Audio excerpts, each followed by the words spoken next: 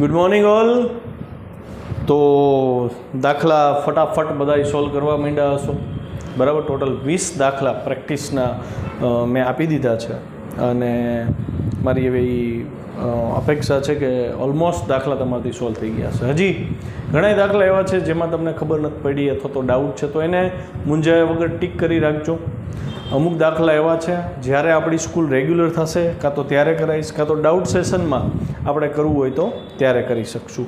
બીજું કે મારી પાસે ઓલ્ડ વિડીયોઝ પડ્યા છે, એ દાખલા જ્યારે મેં સોલ્વ કરાવેલા હોય ને એના, તો એવું હોય સ્ટોપ કરી નાખતો. Good morning all. 1 થી 20 દાખલા પ્રેક્ટિસ માટેના તમે સોલ્વ કરવાના શરૂ કરી દીધા હશે અને ઘણા વિદ્યાર્થીઓ ડાઉટ્સ મને મોકલે છે, તો હું શક્ય એવો પ્રયત્ન કરું છું કે વોટ્સએપ ઉપર જ એનું સોલ્યુશન થઈ જાય. બાકી જ્યારે ડાઉટ સેશનના લેક્ચર હોય ત્યારે તમે એમાં મને એના વિશે પૂછી શકો છો. બીજું, મેં તમને એવું કીધું હતું કે હવે આપણે નેક્સ્ટ થિયરી શીખવાના છીએ, ટોરોઇડ. પણ ટોરોઇડ શરૂ કરતાં પહેલાં આજનું હોમવર્ક શરૂઆતમાં જ આપી દઉં છું. શરૂઆતના દાખલા નંબર આપણે 20 પૂરા કર્યા ને, તો ત્યારબાદના 21, 22, 23, 24 અને 25 દાખલા, 5 દાખલા તમારે ગણવાના છે. એમાંની લગભગ થિયરીઓ મેં કરાવી દીધી છે, બરાબર છે. એક વચ્ચે JEE નીટ અને ગુજકેટનો એક બહુ મહત્ત્વનો મુદ્દો એમાં મેં સમાવેશ કરી દીધો છે થિયરીની કન્ટિન્યુઇટીમાં. આ મુદ્દો જ્યારે ચેપ્ટર પતશે ત્યારે હું ખાલી સૂત્રના ફોર્મમાં જ કરાવીશ. અત્યારે આખી થિયરી એક્સ્ટ્રા થિયરી છે, સાબિત કરાવીશ. તો તમારે એને લખીને તૈયાર કરવાની છે અને એમાં ગ્રીપ મેળવવાની છે, જેથી કરીને MCQ સોલ્વ કરવા વાંધો ન આવે. એ થિયરીનું હેડિંગ આવી રીતે છે: સીમિત લંબાઈના તાર વડે ઉદ્ભવતું ચુંબકીય ક્ષેત્ર. બરાબર. આપણે અનંત લંબાઈના તાર વડે ઉદ્ભવતા ચુંબકીય ક્ષેત્રનું સૂત્ર B = μ0 I/2πr, આ તો સાબિત કરી જ ચૂક્યા છીએ. આ અનંત લંબાઈના તારનું r અંતરે ચુંબકીય ક્ષેત્ર હતું. હવે અહીંયા પરિસ્થિતિ આખી બદલી જાય છે. તારની લંબાઈ ચોક્કસ છે, તો હું એનો ડાયાગ્રામ ડ્રો કરું છું, જોજો ધ્યાનથી. એટલે હું સીમિત લંબાઈનો એક તાર ડ્રો કરું છું. આ સીમિત લંબાઈનો એક તાર છે. ત્યાંથી x જેટલા લંબ અંતરે કોઈ એક બિંદુ P રહેલું છે. આમાં I પ્રવાહ ઉપર તરફ વહે છે અને મારે આ પ્રવાહધારિત તારથી x અંતરે જે બિંદુ P છે ત્યાં ચુંબકીય ક્ષેત્ર મેળવવું છે. તો હું શું કરું, જોજો. સૌ પ્રથમ તો હું આ ખૂણાની લિમિટ લઈ લઉં. આ છેડાનો જે ભાગ છે એ આ P બિંદુ સાથે φ2 ખૂણો બનાવે છે અને આ જે ભાગ છે, આ જે ખૂણો છે એ φ1 ખૂણો છે. ક્લિયર છે? તો મારે છોકરાઓ અહીંયા પરિમિત લંબાઈના, સીમિત લંબાઈના પ્રવાહધારિત તાર વડે ઉદ્ભવતું ચુંબકીય ક્ષેત્ર જોઈ છે, તો હું બાયો-સાવર્ટના નિયમનો ઉપયોગ કરીશ. બાયો-સાવર્ટનો નિયમ છે એમાં તમારે નાનકડો એક પ્રવાહખંડ ધારવો પડે. એટલે હું અહીંયા પ્રવાહખંડ નાનો ધારું છું. જો પ્રવાહ ઉપર છે એટલે dlની દિશા પણ મેં ઉપર તરફ જ લીધી અને આ dl જે છે એનું જે અંતર છે, આ અંતર એ ધારી લઉં છું L. તો છોકરાઓ આ સ્થાન સદિશ થયો ને, dlનો સ્થાન સદિશ થયો સદિશ R. ઓકે. તો હવે હું એ બાયો-સાવર્ટનો નિયમ એપ્લાય કરું છું. બાયો-સાવર્ટના નિયમ પરથી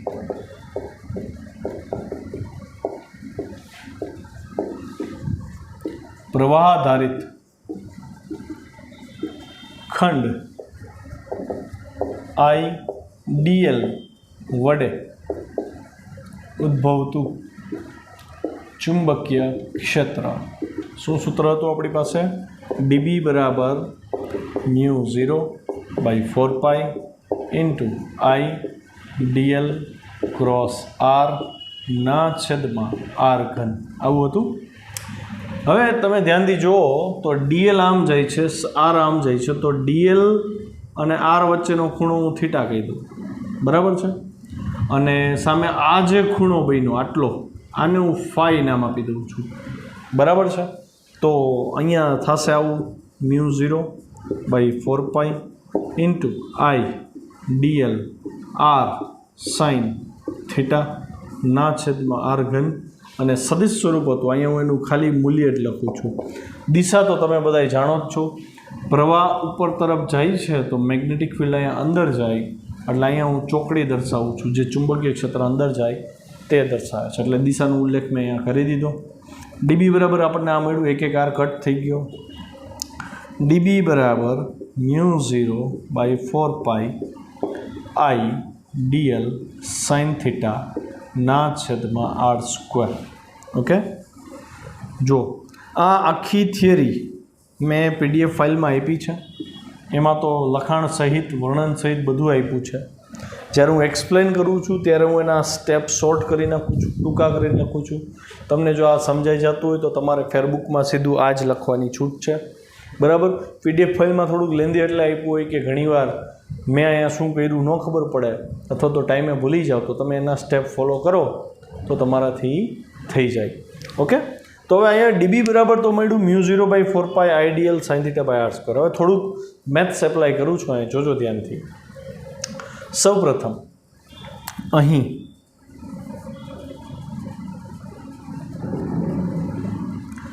ધ્યાનથી જુઓ તો tan phi બરાબર શું થાય?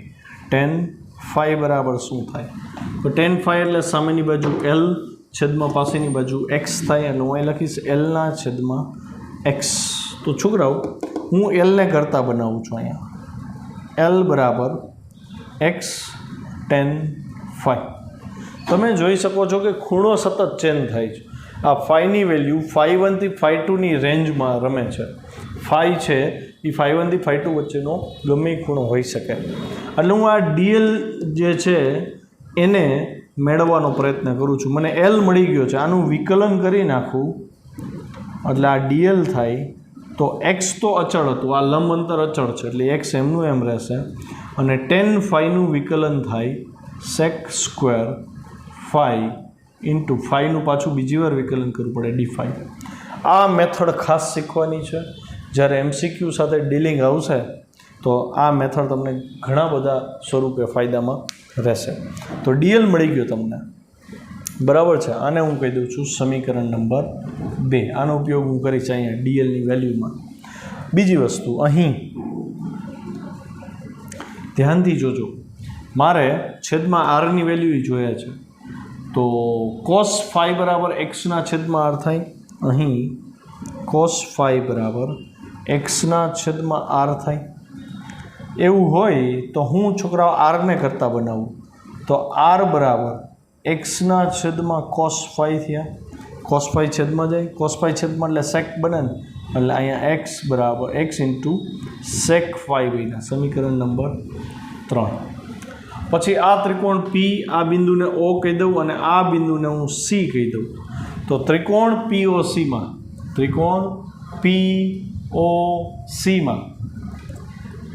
હું એવું લખીશ θ + phi બરાબર 90 ડિગ્રી થાય. કેમ?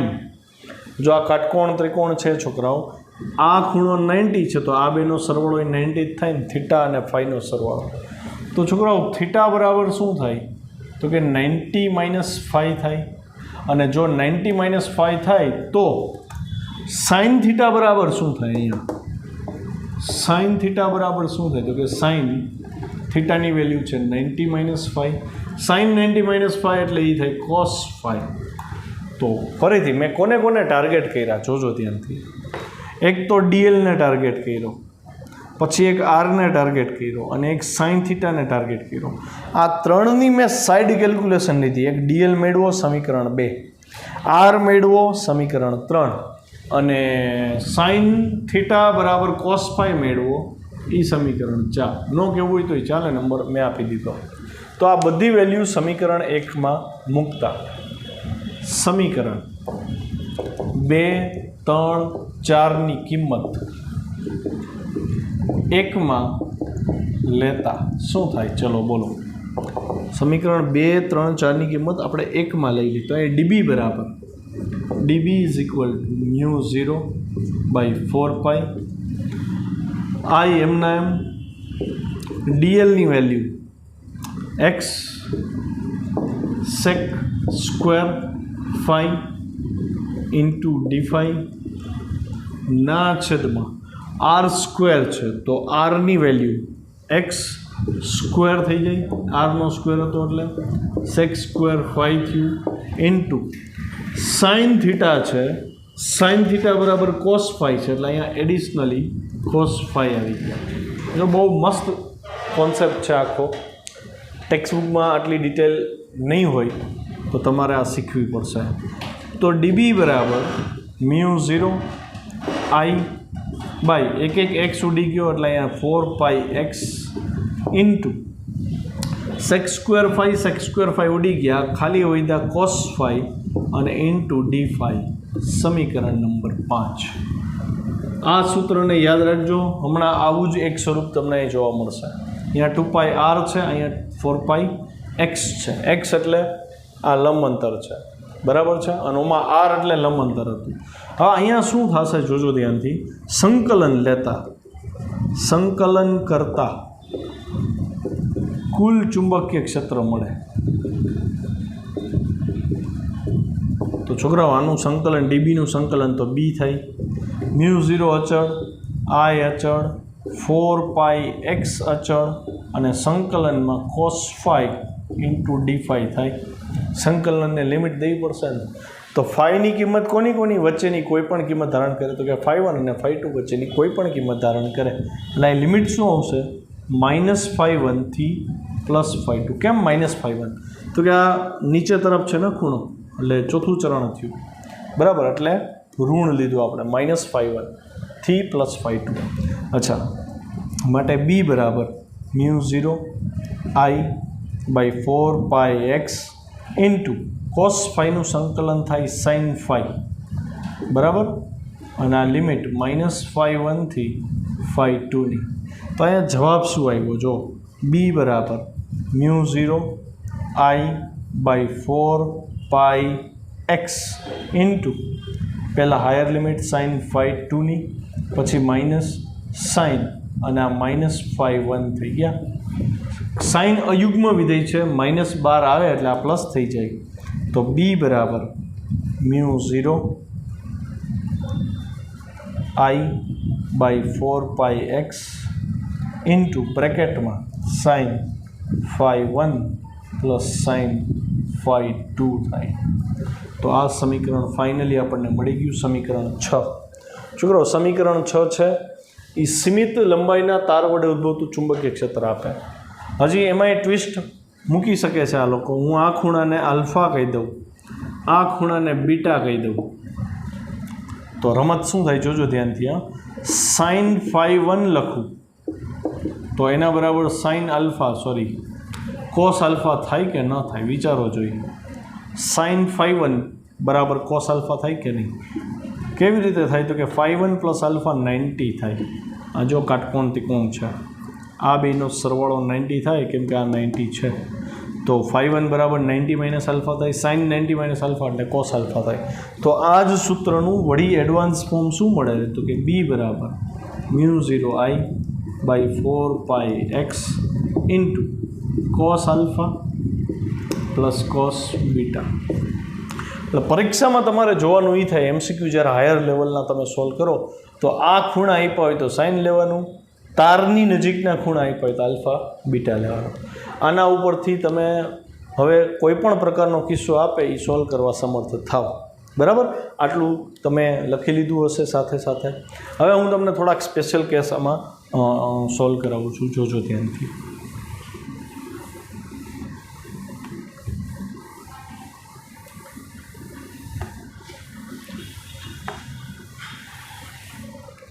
એમાં કેસ 1 લઈ લઈ. જો તારની લંબાઈ અનંત હોય, વિચારો જોઈએ, આ છેડો અનંત જવા માંડ્યો, આ છેડો અનંત જવા માંડ્યો, તો અહીંથી આ અનંત જતું હોય તો આ દૂર જતું જાય ને, જેમ આ દૂર જતું જશે એમ આ દૂર જતું જશે. તો છેલ્લે આ ખૂણો મેક્સિમમ કેટલી વેલ્યુ ધારણ કરે? અહીંથી આટલું અનંત અંદર તો બે સમાંતર જવા માંડે, તો છેલ્લી કિંમત φ2ની શું થઈ? 90 ડિગ્રી. એવી જ રીતે આ છેડો અનંત જાય તો આ જે રેખાખંડ છે છોકરાઓ, એ પણ ધીમે ધીમે દૂર જવા માંડે ને, દૂર જતાં મેક્સિમમ કેટલો દૂર જઈ શકે? તો કે એ પણ 90 ડિગ્રીનો એંગલ બનાવે. ખ્યાલ આવી ગયો? તો હું અહીંયા લખીશ કે ભાઈ φ1 બરાબર 90 થાય અને φ2 બરાબર પણ 90 ડિગ્રી થાય. જો બે બાજુ અનંત હોય તો અહીંયા શું લખું? માટે બી બરાબર μ0 I by 4πx into sin 90 plus sin 90. Okay, તો sin 90ની વેલ્યુ તો છોકરાઓ 1 થાય, એટલે μ0 I by 4πx I1 plus 1 1 plus 1 એટલે 2 2 2 કટ થાય.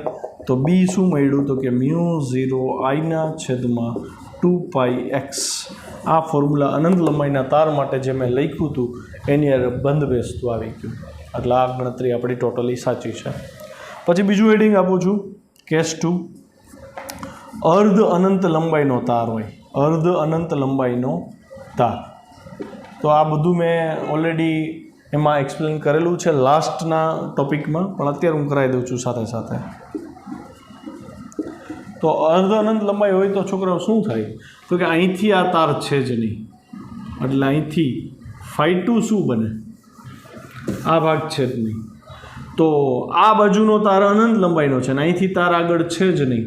તો તમે જોઈ શકો ને કે આ બાજુ તો કોઈ ખૂણો બનતો જ નથી, કેમ કે આ બાજુના ખૂણાને જ φ2 કહેવાય. પણ અહીં તો તાર જ નથી, તો φ2ની વેલ્યુ 0 થઈ ગઈ. અને અહીંયા અનંત લંબાઈનો તાર છે, તો અહીંયા ખૂણો φ1 કેટલો થઈ જાય? અનંત થાય તો 90 ડિગ્રી થાય ને. તો અહીંયા શું થશે? બી બરાબર μ0 I by 4πx sin 90 plus sin 0. માટે આ જવાબ μ0 I બાય 4πx થાય. આ 1 પ્લસ 0 એટલે 1 ગુણ્યા એટલે આ જ જવાબ આવ્યો. તો બે બાજુ અનંત હોય તો x જેટલા લંબ અંતરે μ0 I બાય 2πx, અને એક બાજુ અનંત હોય ને એક પરિમિત લંબાઈનો હોય, એટલે કે આવો તાર હોય, આ અનંત ભાગ છે. તો અહીંથી આ અંતર હું x કહું તો અહીંયા ચુંબકીય ક્ષેત્ર કેટલું? તો કે આના કરતાં અડધું થાય, એટલે μ0 I બાય 4πx થાય. તો આ આખી થિયરી અહીંયા પૂરી થાય છે. અને લખીને સરસ મજાની તૈયાર કરજો, મને મોકલજો. 21 થી 25 દાખલા આપ્યા હતા પ્રેક્ટિસના. 26 27 પણ હવે થઈ જશે. સીમિત તારને લીધે ઉદ્ભવતા ચુંબકીય ક્ષેત્રના દાખલા તમે કરી શકશો. એ થિયરી આપણે થઈ ગઈ છે. હવે થિયરીમાં આગળ વધીએ. ક્વેશ્ચન નંબર 21 છે, ટોરોઇડ એટલે શું અને ટોરોઇડ વડે ઉદ્ભવતા ચુંબકીય ક્ષેત્રનું સૂત્ર તારવું. જો પહેલાં ટોરોઇડની રચના સમજાવી દઉં. સોલેનોઇડ તો તમને ખબર પડી ગયો છે ને. સોલેનોઇડ છે એ સુરેખ આકાર ધરાવે. જો હું સોલેનોઇડના બે છેડાને ભેગા કરી દઉં તો એ વર્તુળાકાર રચના બને. આખો પાઇપ જે છે સુરેખ હતો, એ પાઇપને આપણે વર્તુળાકાર વારી દઈ તો જે રચના બને એને કહેવાય ટોરોઇડ. તો ધ્યાનથી જુઓ, ખરેખર સોલેનોઇડ આવી રીતે હોય એ આપણે જાણીએ છીએ. આ એની ઉપર તાર વીટેલા છે, બરાબર છે. તો આ છેડાને બેન ભેગા કરી દે એટલે એક વર્તુળાકાર રચના બને જે આવી દેખાય. આ રચનાને ટોરોઇડ કહે છે. અને આ ટોરોઇડ માટે તમારે ઉદ્ભવતું ચુંબકીય ક્ષેત્ર મેળવવાનું છે. તો આના થિયરીના મુદ્દા સોલેનોઇડની સાથે કાફી મળતા આવે છે, બરાબર. હું તમને આના કોન્સેપ્ટ મેથેમેટિકલી જ સોલ્વ કરાવવાનો છું. થિયરી તમારે આખી PDF ફાઇલમાંથી લખવાની રહેશે. પહેલાં તો ટોરોઇડ એટલે શું? તો કે ટોરોઇડ એટલે હેલિકલ વર્તુળાકાર પ્રવાધારિત તારની વર્તુળાકાર જે રચના બને એને ટોરોઇડ કહેવાય, બરાબર છે. સોલેનોઇડને વર્તુળાકાર આપવામાં આવે તો જે રચના બને એ ટોરોઇડ કહે છે, બરાબર. હવે ટોરોઇડમાંથી તમે જો અહીંથી પ્રવાહ દાખલ થાય છે આ રીતે, અને એ પ્રવાહ અહીંથી આ તરફ આંટામાં અંદર તરફ જતો હોય ને એવું લાગે છે. તો હવે ઇમેજિન કરો આનું ચુંબકીય ક્ષેત્ર કઈ દિશામાં હોય. એટલે તમે જોઈ શકો કે પ્રવાહ અહીંથી નીકળીને આમાં દાખલ થયો, બરાબર. બહારના ભાગમાંથી પ્રવાહ બહાર નીકળે છે અને અહીંથી આમ અંદર જતું હોય એવું દેખાય ને. એટલે તમારી ફિંગર્સ તમે એ રીતે વાળશો આવી રીતે, તો ચુંબકીય ક્ષેત્રની દિશા દરેક જગ્યાએ જો આવી રીતે આવે છે વર્તુળાકાર સ્વરૂપે. તો આ જે વચ્ચે બ્લેક લાઇન છે એ એની મેગ્નેટિક ફિલ્ડ લાઇન દર્શાવે છે. આ મેગ્નેટિક ફિલ્ડ થયું તમારા માટે, ક્લિયર? અચ્છા, બીજી વસ્તુ, આ પીને હું ટોરોઇડની અંદરના ભાગનું બિંદુ કહીશ, ક્યુને ટોરોઇડની બહારના ભાગનું બિંદુ કહીશ, બરાબર. તો અહીંયા લખું છું ટોરોઇડની અંદરનું બિંદુ પી છે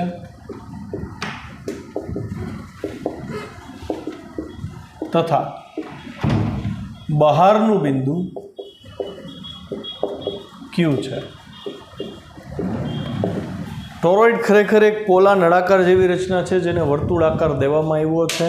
ટોરોઇડની અંદરનું બિંદુ ક્યુ પી છે, બહારનું બિંદુ ક્યુ છે. તો પી બિંદુ પાસે છોકરાઓ ચુંબકીય ક્ષેત્ર હોતું નથી. હું અહીંયા લખીશ આદર્શ ટોરોઇડમાં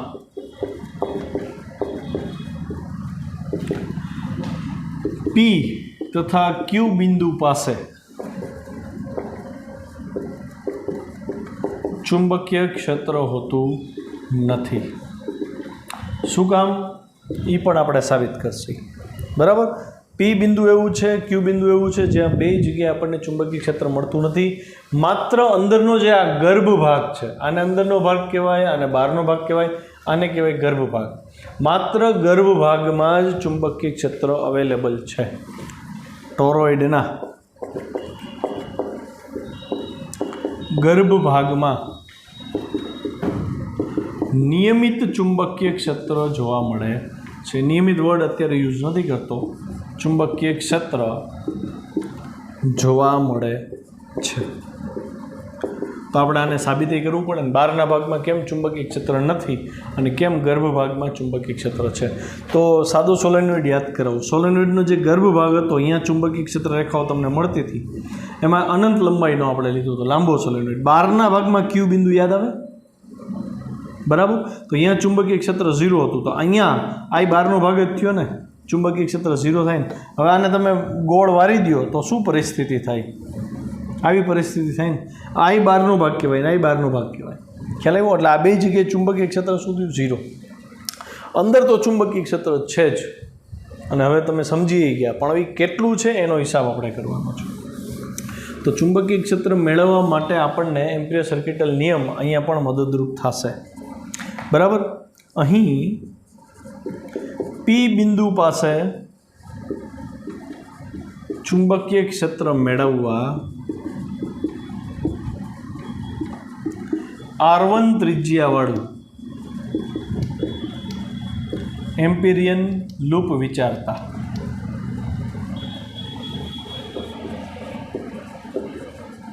એના માટે મારે બીજા ડાયાગ્રામની જરૂર પડે. મેં બીજો ડાયાગ્રામ ડ્રો કર્યો. જો આ બ્લેક લાઇન છે એ ટોરોઇડ છે. ડોટ એવું દર્શાવે છે કે અહીંયાથી પ્રવાહ બહાર નીકળો, અને અહીંથી ચોકડી એવું દર્શાવે છે કે પ્રવાહ અંદર ગયો. મતલબ અહીંથી પ્રવાહ બહાર નીકળો અને ચોકડીમાં અંદર જાય તો મેગ્નેટિક ફિલ્ડ અંદરના ભાગમાં આ દિશામાં આવે. હવે આપણે તો પી બિંદુ અહીંયા ક્યાંક હતું અંદરના ભાગમાં. મારે પી બિંદુ પાસે ચુંબકીય ક્ષેત્ર જોઈ છે. જે જગ્યાએ ચુંબકીય ક્ષેત્ર જોતું હોય એ જગ્યાએ સમમિતિ ધરાવતી લૂપ તમારે ધારવી પડે. બરાબર. તો મેં અહીંયા R1 ત્રિજ્યાવાળી આ એમ્પિરિયન લૂપ વિચારી છે. આ એમ્પિરિયન લૂપ છે છોકરાઓ. ડોટેડ લાઇન કરવી એટલે તમને ખબર પડે. અને મેં તમને એવો કોન્સેપ્ટ કરાવ્યો હતો કે એમ્પિરિયન લૂપની ખાલી બોર્ડર આપણે ડ્રો કરશે. એની વક્ર સપાટી જે હોય, ફુગ્ગાની જે ફૂલાયેલી સપાટી હોય, પોલિથીન બેગનો જે વક્ર સપાટીવાળો ભાગ હોય, એ આપણે દોડતા નથી પણ સમજશી. તો તમે જો અહીંયાથી એક કોથળી આવી રીતે બહાર નીકળેલી ઇમેજિન કરો, તો પ્રવાહ તો અહીંથી આમાં જાય છે અને અહીંયાથી પાછો અહીંયા જાય છે, અહીંયાથી આમાં જાય છે, અહીંયાથી આમાં જાય છે. આવી રીતના આટા છે. જો ધ્યાનથી, અહીંથી પ્રવાહ અંદર ગયો, અહીંથી પાછો બહાર નીકળો, અહીંથી અંદર ગયો, બહાર નીકળો, અંદર ગયો, આવું જ થાય છે. તો આ જે ગાળો છે એની પોલિથીન લૂપ અહીંથી બહાર નીકળે, એને કોઈ પણ પ્રવાહ છેદતો નથી. મતલબ આમાંથી કોઈ પ્રવાહ ઘેરાતો નથી. બરાબર. તો હું અહીંયા નેક્સ્ટ મુદ્દો લખીશ. R1 ત્રિજ્યાવાળી એમ્પિરિયન લૂપમાં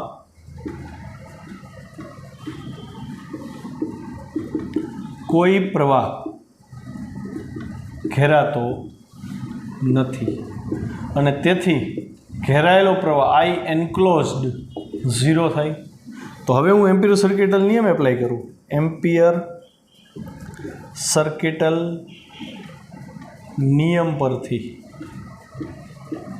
શું હતો નિયમ? Close integration of B dot dl બરાબર μ0 I E. બી અચળ આવે છોકરાઓ, કેટલું છે એ પછી જોશી. ડીએલનું ઇન્ટિગ્રેશન થાય 2πr1, તમે સારી રીતે સમજી ગયા છો. આ μ0 અને I E 0 હતો, એટલે બી બરાબર શું આવ્યું? 0. B1 લખશી. અંદરના ભાગની વાત હતી ને. તો તો અંદરના ભાગનું ચુંબકીય ક્ષેત્ર 0 છે. આમ ટોરોઇડના અંદરના ભાગ, અંદરનો ભાગ એટલે ઘણા આ સમજતા, આને ગર્ભ ભાગ કહેશે, આ અંદરનો ભાગ છે. અંદરના ભાગમાં ચુંબકીય ક્ષેત્ર 0 છે. ક્લિયર થઈ ગયું? હવે વાત આવે છે બહારના ભાગની. ક્યુ બિંદુએ ચુંબકીય ક્ષેત્ર છે, એટલે હું હેડિંગ આપું છું ટોરોઇડના બહારના ભાગમાં. તો શું થાય જોઈએ? ચલો, તો મારે એક એવું એમ્પિરિયન લૂપ લેવું પડે જેમાં ટોરોઇડના બહારના ભાગનું બિંદુ કવર થાય. તો અહીંયા મેં Q3 બિંદુને અહીં Q બિંદુને અહીં દર્શાવી દીધું. તો આ મેં નવું એમ્પિરિયન લૂપ લીધું જેની ત્રિજ્યા R3 છે. અહીં લખીશ R3 ત્રિજ્યાવાળા એમ્પિરિયન લૂપ માટે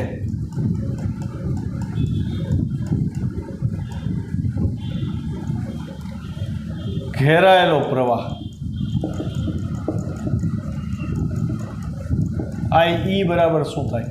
અહીંયા PDF ફાઇલમાં થોડુંક ડિટેલ વર્ણન આપ્યું છે, વાંચજો 2 વાર તો જ સમજાશે. બરાબર, હું અહીં લખતો નથી, થોડુંક લેન્ધી થઈ જાય. પણ આ એમ્પિરિયન લૂપ ઇમેજિન કરો છોકરાઓ, બરાબર છે? આ લૂપ છે અને અહીંથી એક વક્ર સપાટી ઇમેજિન કરો આવી રીતે. તો તમે જો વક્ર સપાટીમાંથી અહીંથી પ્રવાહ બહાર નીકળે છે, એટલે એ વક્ર સપાટીને એકવાર છેદશે અને અહીંથી આ પ્રવાહ અંદર જાય છે. બરાબર, તો રબરની પાતળી ફિલ્મ વિચારો. આ વક્ર સપાટી આમ જ વિચારવી એવું જરૂરી નથી. તમે વક્ર સપાટી આમ જ વિચારી લો. માની લો કે આ રબરની ફિલ્મ છે આખી, બરાબર, આ એની બોર્ડર થઈ. તો આ ટોરોઇડમાંથી પ્રવાહ બહાર નીકળો અને અહીંયા પ્રવાહ અંદર ગયો. મતલબ એક જ એમ્પિરિયન લૂપમાંથી પ્રવાહ બહારે નીકળે છે અને એટલો જ પ્રવાહ અંદર જાય છે. માની લો કે આની અંદર 100 આંટા હોય, આ ટોરોઇડમાં જે આંટા હતા આવડા એ 100 આંટા છે. તો હું એવું કહીશ ને કે 100 આંટા છે એટલે લૂપમાંથી 100 વાર પ્રવાહ બહાર નીકળો અને 100 વાર પ્રવાહ અંદર ગયો. તો નેટ પ્રવાહની આવજા શું થઈ? તો કે 0. એટલે ઘેરાયેલો પ્રવાહ આ કિસ્સામાં શું થઈ ગયો? 0. જોજો ફરીથી, આ બહારનું લૂપ છે, જેટલો પ્રવાહ એ લૂપમાંથી બહાર નીકળતો દેખાય છે એટલો જ પ્રવાહ સામો આ ચોકડી કરી છે એમાં અંદર વયો જાય છે. એટલે બહાર નીકળતો પ્રવાહ અને અંદર દાખલ થતો પ્રવાહ બે ઇક્વલ એન્ડ ઓપોઝિટ થયા. એટલે અહીંયા પણ ઘેરાયેલો પ્રવાહ 0 થશે. આનું વર્ણન મેં PDF ફાઇલમાં બહુ વ્યવસ્થિત વર્ડ્સમાં આપેલું છે, જોજો, એમાંથી તમને લખવાની મજા આવશે. બરાબર, તો R3 ત્રિજ્યાવાળામાં જે પૃષ્ઠ છે એમ્પિરિયન સર્કિટલ લો એપ્લાય કરવા માટે, એમાં જેટલો પ્રવાહ દાખલ થાય છે એટલો જ પ્રવાહ બહાર નીકળે છે. નેટ પ્રવાહ 0 થઈ જાય, ઘેરાયેલો પ્રવાહ 0 થઈ જાય. માટે એમ્પિયર સર્કિટલ નિયમ પરથી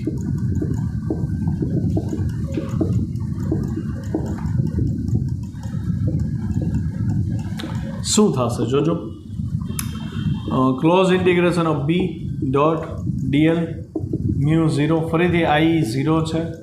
આનું ઇન્ટિગ્રેશન કરવું એટલે B ગુણ્યા 2π R3 થાય, μ0 × 0 એટલે 0 થાય.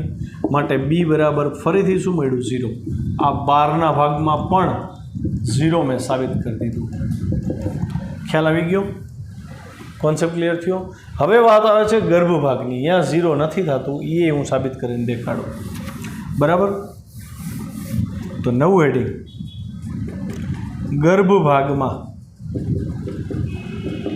ચુંબકીય ક્ષેત્ર. મારે વળી નવું ગાઉસિયન સરફેસ લેવું પડે ને, તો અહીંયા R2 ત્રિજ્યાવાળું ગાઉસિયન સરફેસ લઈશ. R2 ત્રિજ્યાવાળું ગાઉસિયન નહીં, એમ્પિરિયન લૂપ લઈશ. એમ્પિરિયન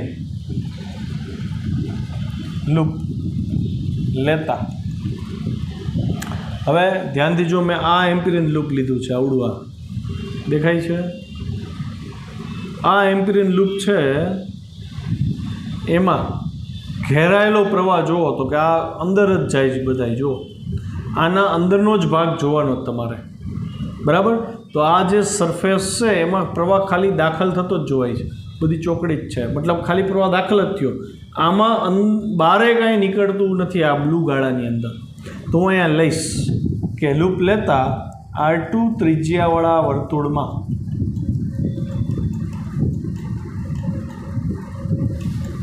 લૂપમાં ઘેરાયેલ પ્રવાહ I બરાબર, હવે આંટા કેટલા હતા ધારી લો કે આંટા n છે, આ 1 2 3 4 5 એવી રીતે n આંટા છે, તો પ્રવાહ NI જેટલો પસાર થાય ને. ક્લિયર? આથી એમ્પિયર સર્કિટલ નિયમ પરથી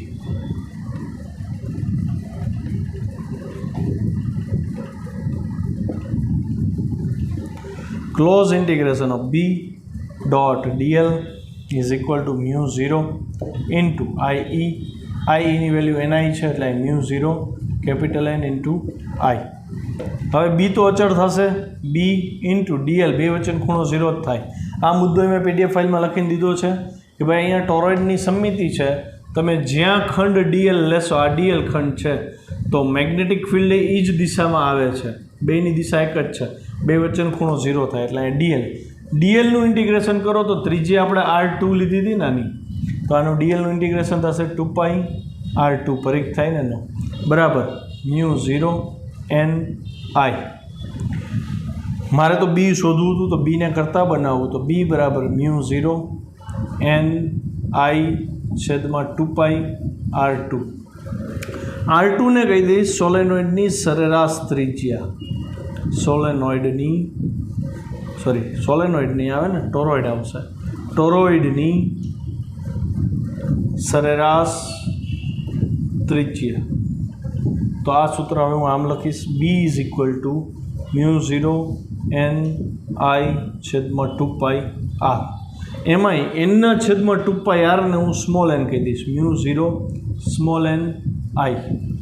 સ્મોલ n બરાબર એકમ લંબાઈ દીઠ અથવા તો એકમ પરિઘ દીઠ આંટાની સંખ્યા. ક્લિયર? તો ટોરોઇડનો આ કિસ્સો અહીંયા પૂરો થાય છે. ટોરોઇડનો ક્વેશ્ચન પૂછાય તો 3 માર્કમાં થિયરી સહિત આખો પૂછાય. લખીને તૈયાર કરવું, સરસ રીતે તૈયાર કરવું. તમને અંદરના ભાગમાં કે બહારના ભાગમાં અગર ચુંબકીય ક્ષેત્ર શોધવામાં પરેશાની જેવું લાગે તો ગમે ત્યારે મને કહી શકો છો.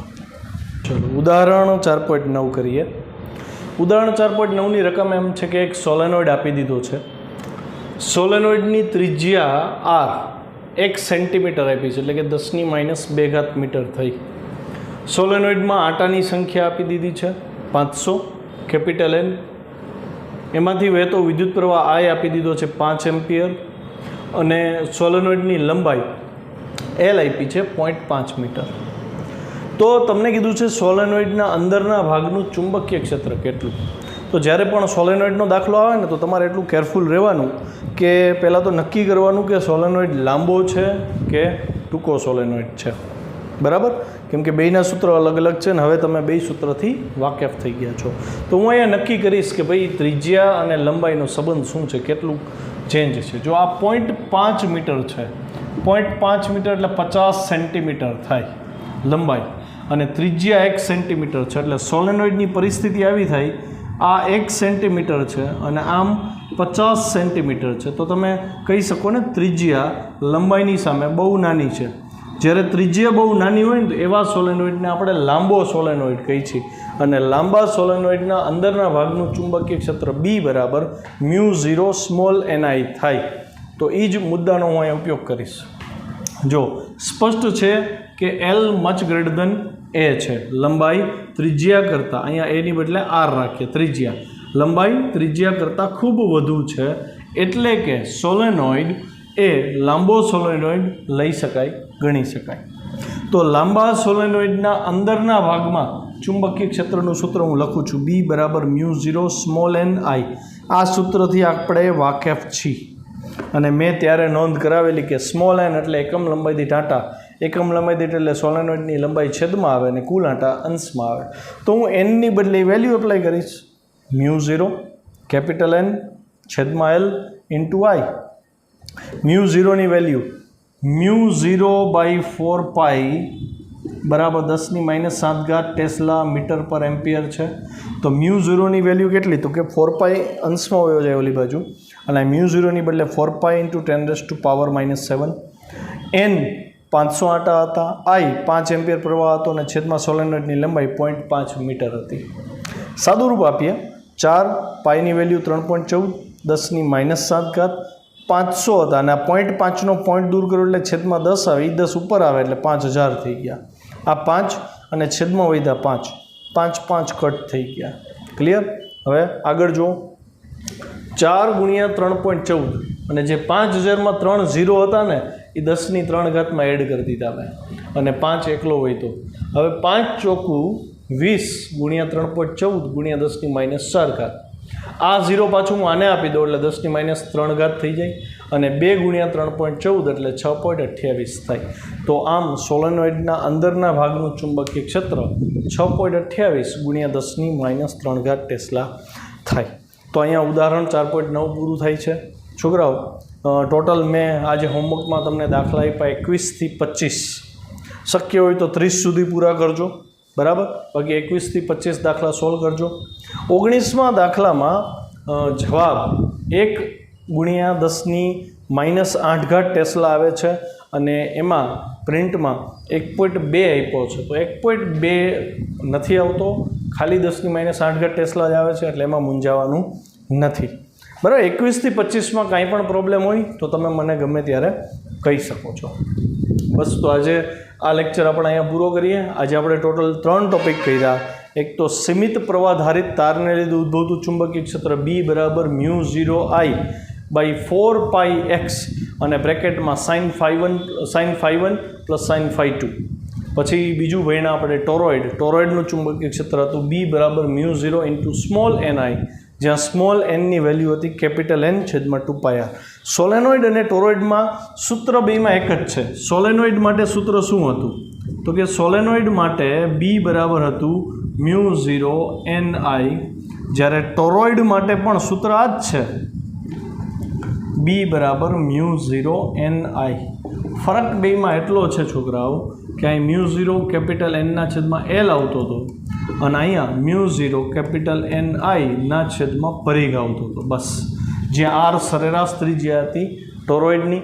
અહીંયા એક નોંધ કરજો, સરેરાશ ત્રિજ્યા જોતી હોય ને ટોરોઇડની R, તો ટોરોઇડમાં આપણે આ ટાઈપનો ડાયાગ્રામ લઈ છીએ. તો આ ત્રિજ્યાને, અંદરની ત્રિજ્યાને ધારો કે હું A કહી દઉં, બહારની ત્રિજ્યાને હું B કહી દઉં, તો સરેરાશ ત્રિજ્યા એટલે કે આ જે વચ્ચેનો ડોટ લાઈન મળે, આ સરેરાશ ત્રિજ્યા R થઈ. એ કેવી રીતે મળે? તો કે અંદરની ત્રિજ્યા અને બહારની ત્રિજ્યા બેયનો સરવાળો કરી ભાગ્યા 2 કરી નાખો એટલે સરેરાશ ત્રિજ્યા મળે. ઘણીવાર ટોરોઇડના દાખલામાં તમને અંદરની ત્રિજ્યા અને બહારની ત્રિજ્યા આપી હશે, તમારે એના ઉપરથી સરેરાશ ત્રિજ્યા મેળવવી પડશે, પછી તમારે આ સૂત્ર એપ્લાય કરી અને ચુંબકીય ક્ષેત્ર શોધવાનું થશે. બસ, તો આજનો લેક્ચર આટલો જ. આવતીકાલે મળીએ.